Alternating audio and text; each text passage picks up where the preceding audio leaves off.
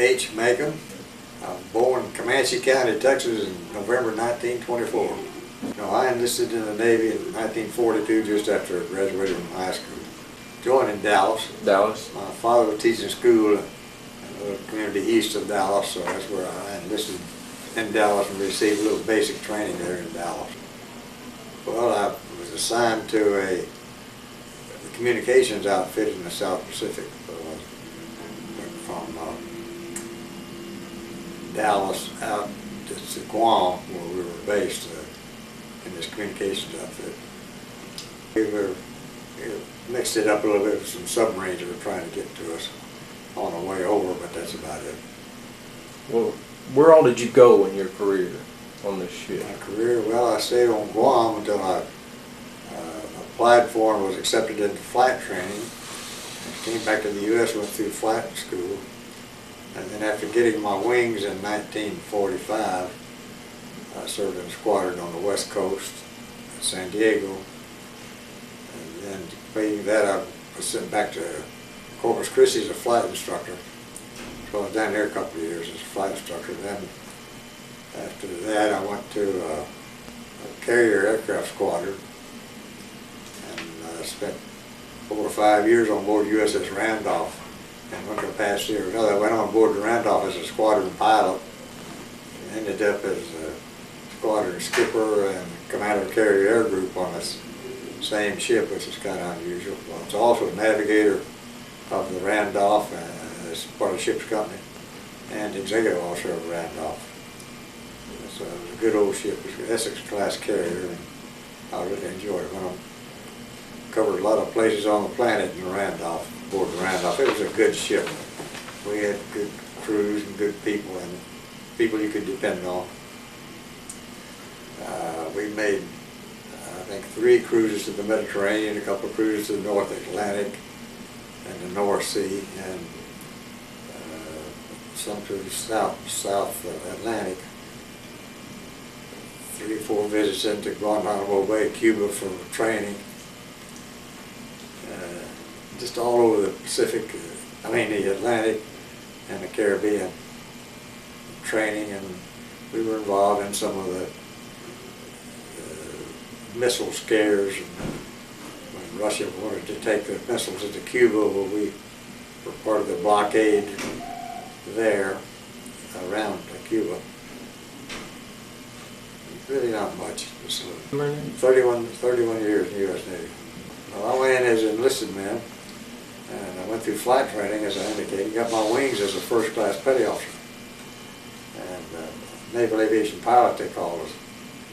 But then after that, I went through the process and became commissioned as a temporary officer. And later on, they put us through another screening process, and I was fortunate enough to be selected, commissioned, sent to college under the Navy's program for educating us ex-enlisted people. And it was just good fortune. Some of the times as an officer, as I indicated, I was sort of a navigator. I was a commander of U.S. Navy on the Randolph, and promoted to captain, and captain of my own ship. USS Whack-A-Mole was a supply fleet oiler, and I took her to the Mediterranean. We spent 9 months in the Mediterranean, all over the Mediterranean and the Atlantic. And her, but that's the best job anybody can have, skipper of a ship. Enlisted crew, we had about 260 and 31 officers. So it was good. That contrasts that with the carrier. When I was on board USS Independence, and I was part of the commissioning detail on that ship, we had, when the air group was on board, we had over 5,000 people in the Independence. On Randolph, we had probably 4,000, 4,500 people, like a small city. So you meet good, solid people, honest, dependable, loyal to you. They tell you something, you can depend on it. So that's the kind of friends you want to make. Well, my last job, I was on the commander of the 6th Fleet, U.S. 6th Fleet. The home port was in Gaeta, Italy. which is between Rome and Naples. A little port there where the flagship was stationed. And I always felt that the best results that I could get from living in something like that was to study the people, the history, and I learned the language, and that helped a lot. Also, Admiral Lord Nelson stated a long time ago that if you're going to be an officer in the Navy, you need to speak 3 languages: English, French, Italian, and besides English and Spanish. That's what he said. So I learned to speak those. Place put you in a place to learn other people's language, their customs, learn about their history. I was the only American that anybody ever heard of that got an Italian hunting license. Well, I lived in this little town of Gaeta. I met some guys there, and they had a little hunt club.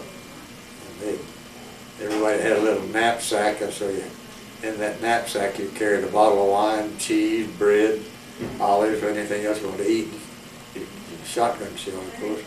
So they asked me to go out with them hunting sometimes, so I didn't have a license to go out because I couldn't take my gun, so they kept asking me to get a hunting license. So I went through the process and got my hunting license, but it was much more difficult getting that Italian hunting license than getting a Texas driver's license. I appeared before a commission of 5 commissioners, and they made me bring my shotgun over there, take it apart, name every part to it, and then they had pictures of birds and animals that were eligible to be shot. You had to identify the birds, male and female, when you could shoot them, when you couldn't. But it was all an oral exam they gave you. It took a written exam, but they gave you an oral exam too, and all in Italian. So that was difficult. That was a wonderful education, a wonderful experience living in Italy. I really liked the people over there. Well, there are several bases. Well, the biggest base, I guess, the naval base is in Naples. There's a naval base, naval air station there. There's also a big air station in Sicily, and some other support bases around, not any really big bases. It's mostly support. I guess up in the North Sea, so we get ice on the ship and winds and spray. Pretty cold up there. I'm opposed to being cold. I don't like cold. Ice is dangerous even on our modern ships. It's just deadly for some sailing ships, of course, but it still can affect the balance and the ballast of your ship and the stability of the ship. So you have to be careful about that. But on a carrier, we never have to worry about it too much. We could control our ballast pretty easily. But on some other ships, it's just dangerous to be trying to move around on the ship and to do your job with the ship. But we never had any serious ice trouble. But when I came back to the States just before I retired, I came to Norfolk, which is a naval base, Norfolk, Virginia. And I like Norfolk. I spent a lot of time in there. I've been on 3 ships at Norfolk as a home port.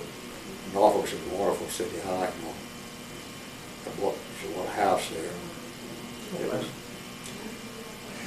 The climate is very similar there as it is this part of the world, not the same latitude. So, of course, you get the sea breeze there, which helps the temperature some. But I was in Norfolk when I retired. Came back from Italy to Norfolk to go through their processing there to retire. The 2 years I was a flight instructor in Corpus, I guess. Corpus? I like Corpus too, because I liked everywhere I was. I looked on it as a big adventure, something I could learn, something different. Italy was a wonderful adventure because it's so old. So I read all I could on the history of Italy and the buildings somewhere. You know, we have our buildings here in Granbury built in 1880, 1881, so we think that's really old.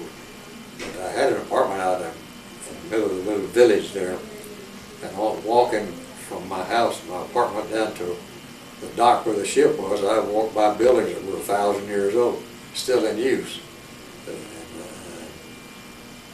just the older part of the town. So I found that very interesting. I studied and visited some of those buildings to try to imagine all the things that had happened and the use that they had over the years. And I enjoyed it a little bit. Like I said, I enjoyed everywhere I was. It was quite an adventure. And the people over there, I was lucky to get people that accepted me, and they saw that I was interested in trying to learn about them and their culture, their history, and so they helped me a lot. That's real good. Yes. Actually, I was the fortunate one. Excuse me. The fortunate one to have been in the U.S. Navy. It was a tremendous life, tremendous education, and a wonderful adventure that I couldn't have gotten if I hadn't been in the Navy. So I enlisted in the Navy in the war because of the war, and I had no intention of making it a career. But at the time of the end of the war, I was just finishing up flight school and corporal, so I called my father and asked him Dad what he thought I should do. And he said, "Son, I can't help you." He said, "That has to be your own decision. It's a very individual thing." And he said, "Whatever you want to do, I'm going to support you and help you all I can, but I don't want you to listen to anybody. You make the decision yourself." So I thought about that a lot, and I was really enjoying the flying part. The prospects looked pretty good for promotion. So when time came, I enlisted for 6 years in corporal, so that's the way it started. Re-enlisted for 6 years. There again, I'm just very fortunate. I've flown the fighter planes, of course, the patrolled airplanes.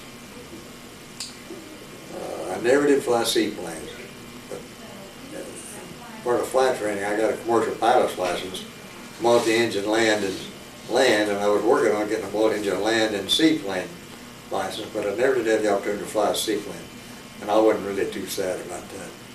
But from big ones, from the 4-engine airplanes, we instructed instrument flying in the 4-engine airplanes in corporals. There's twin engines, and of course we had the single engines that we flew. But I never ever even thought about it.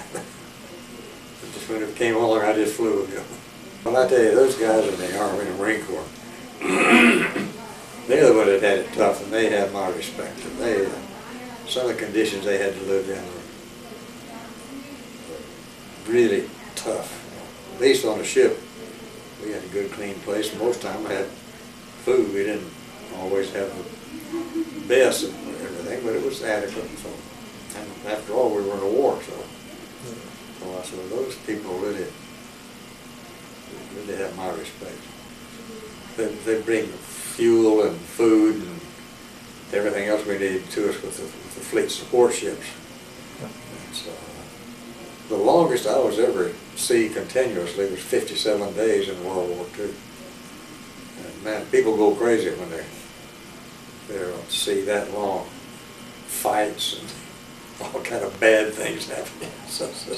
So it's best that if you just go to some little island or atoll out there, pull in, drop an anchor, put a boat over and let people go over and run around, play softball or volleyball, whatever it is, get off that ship for a while. But they go crazy with that constant rocking. The officers did pretty good. But I've been on ships where you had 5-tier bunks. People crowded in there. Tried to get to the top one, so if somebody got seasick, they didn't get on you, you know. No, it was acceptable, you know, it's just a part of it. So I found after my 2 years on this planet, that some people are just naturally happy, accept what they have, and get a lot out of it. But other people seem to be just naturally unhappy. There's something wrong with everything. So they're going to be mad, unhappy, whacked off at somebody about something. I try to make myself, well, this is just life. This is part of it. Accept it and learn something from it. So that's my philosophy. But I know these guys tell me, man, I wouldn't be in the Navy. I don't know how to swim. You know, so that's why they'd rather be in the Army than the Marine Corps. But you know, when you're in a 6,000 foot piece of water, that means 6,000 feet deep. Doesn't make a difference whether you swim for a whole lot or not. But my crew, when I had my ship over in the Mediterranean, we get off by ourselves for a while. I just stop the ship and put boats over, put nets over, and let the guys go swimming if they wanted to. They'd find out they're swimming in the water they're in is 6,000 feet deep. They said, oh, that's good to make a difference. You can drown in 6-inch water. That's what they asked me to do that. So I'd stop the ship and let them swim with them. I would put nets over them, boats and everything. Put what over? Put boats in the water. Oh. If anybody had cramps or something, we could pick them up and keep the sharks up. We had nets down for them to climb up to. Most of them didn't get very far from the ship, you know. So, but they enjoyed it. Salt water over there. Well, you know, I'm a judge here in Granbury, and we handled Class C misdemeanors. As captain of a ship, I had a whole lot more authority over my crew then than I do here. Of course, things have changed in the Navy now. And my philosophy, even then, is now, if people will make me believe that they're going to change their behavior, not be doing whatever it is they did anymore, then I'm pretty slack. But sometimes you get a guy come before you 2 or 3 times in pretty short order. Well, he's not learning too fast. He's a slow learner. So I had one fellow on my ship that had a bad habit of giving some of his petty officers, his supervisors, a bunch of lip. And so I talked to him about it. You can stop that. Well, he didn't. And so when he came before me for captain's mast, I put him in the brig on bread and water for 3 days. And that straightened him out for a couple of months, but then the next thing you know, he did it again. So I put him back down, and the brig on the ship was a little bitty, looked like an outhouse down on the bottom part of the ship, dark and all. And so I put him in a second time. He told me, the captain, he said, I ain't gonna do that no more. Most of the time, he just sort of didn't want to do anything that hurt him for any length of time, like a big fine or something. So I tried to inconvenience them as much as I could, and make it a pain in the neck so that I could get their attention. Most of the time, the crew took care of their own problems. In the Navy, there's such a thing as called a fantail court-martial. And the fantail court-martial consists of a couple of the bigger guys in the whatever division they're in. Somebody keeps doing things that gets everybody in trouble. They take him back on a fantail and beat the crap out of him. So that's the best court-martial I know of. And as captain, you're not supposed to know things like that, because it's, you know, you're not supposed to be thumping on somebody. But I encourage you to match it. Well, I'll tell you a sea story. I was part of the commissioning crew on the USS Independence, a carrier, in 1960. And I got sent to the Naval Training Station up in Newport, Rhode Island. And we started assembling the crew for Independence up there while the ship was being built in New York. And being the senior officer in the gunnery department, I was a gunnery officer. And when we were trying to put together a crew, communication was sent to everybody in the Navy telling them that we were putting together the crew for USS Independence, so send so many men, so many people there of the different specialties, different ratings. And you can imagine you don't get the very best people in the world coming up there, because I know that when I got a message like that, I'm not going to pick out my best men, so that's not the ones I want to get rid of. You know? So anyhow, we started getting these people up there, and it was obvious that they weren't, some of them were outstanding, some were really good, but some of them were kind of troublemakers. So as we got the numbers up, we started having some disciplinary problems. And it seemed to me like I was spending a whole lot of time on disciplinary issues, and I'd rather spend my time doing something else. And they had, as they as the numbers increased for the crew there, when I was spending a whole lot of time up explaining to the skipper of the ship why my guy was standing up there before him and what a good guy he was, and he wasn't going to be doing it anymore, you know, see. So anyway, I got tired of that, and there was a petty officer, big black petty officer, good guy, and I really thought named Webb. So I talked to Webb one day, and I said, look here, let's don't have any more of these report slips, so we have to go to the skipper. If one of our guys gets to doing something that's bad, you pick out a couple of the guys, take him back to that on the back end of the ship down there and beat the shit out of him, see. So you know, we had to muster every morning. And I ended up in front of my division. I'd have 2 or 3 guys with a black eye or a Band-Aid on them or busted lip or something. The skipper knew what was happening, but he ended up giving me a commendation for leadership.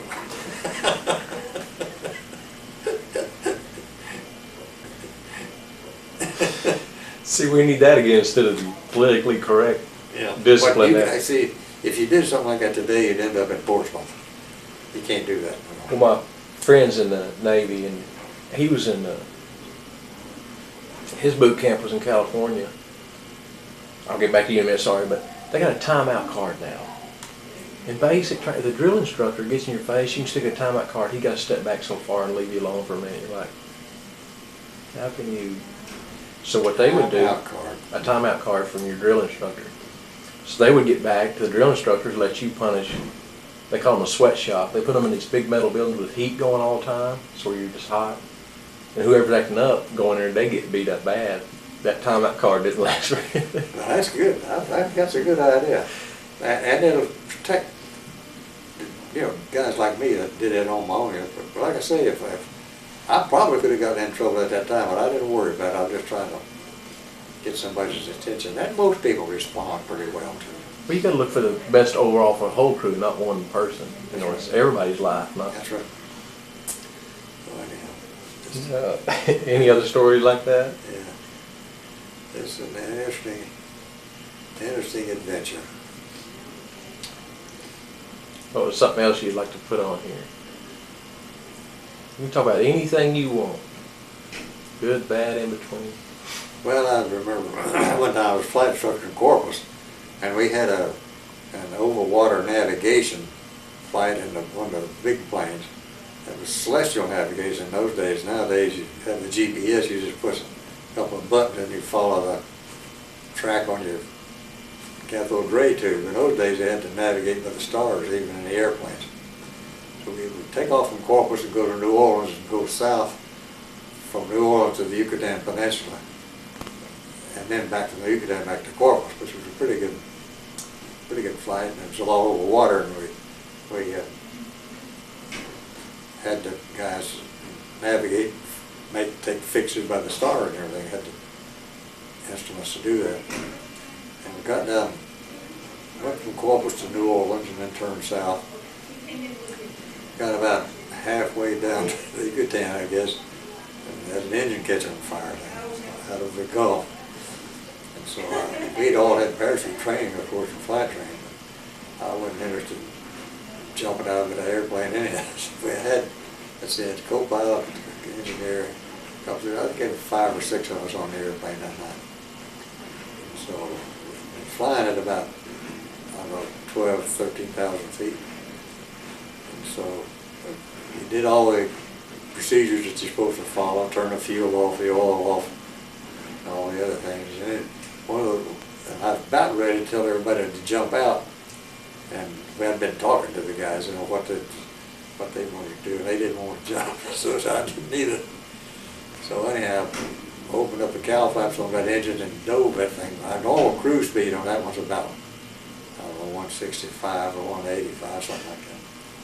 Dove that thing, put it in dive, and blew that fire out. So we finally didn't have to. But I got back, and of course the skipper there in Corpus was waiting on us. And got back to Corpus, he was mighty proud. He said, I was glad to know that was you in charge of that out there. Talking to me, so it was, get perking up pretty tight sometimes, but you know, most of the time you come through. That's neat. The reason I say it, you see that thing in movies, like the odds of it happening, here you did it too, you know. You see when they had to put that fire out diving, and a lot of them don't come back up. They Because I knew it either the fire was going out or the engine gonna drop off. I didn't know which. But anyhow, like I started to say a while ago, it's been my privilege to have been in the Navy, to have been everywhere I've been. It's just been my good fortune.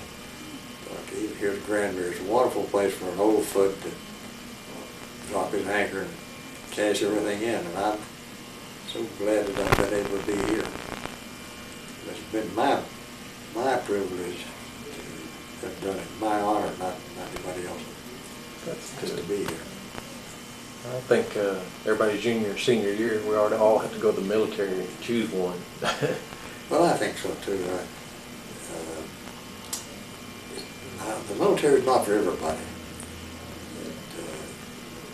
Some people, for whatever reason, can't accept the regiment. I see, if you did something like that today, you'd end up in Portsmouth. You can't do that. You know, guys like me that did it on my own. But like I say, if I probably could have gotten in trouble at that time, but I didn't worry about it. I was just trying to get somebody's attention. And most people respond pretty well to it.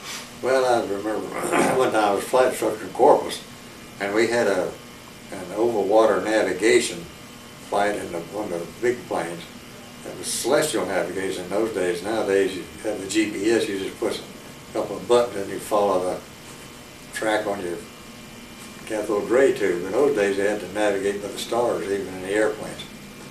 So we would take off from Corpus and go to New Orleans and go south from New Orleans to the Yucatan Peninsula, and then back from the Yucatan back to Corpus, which was a pretty good flight, and it was all over water, and we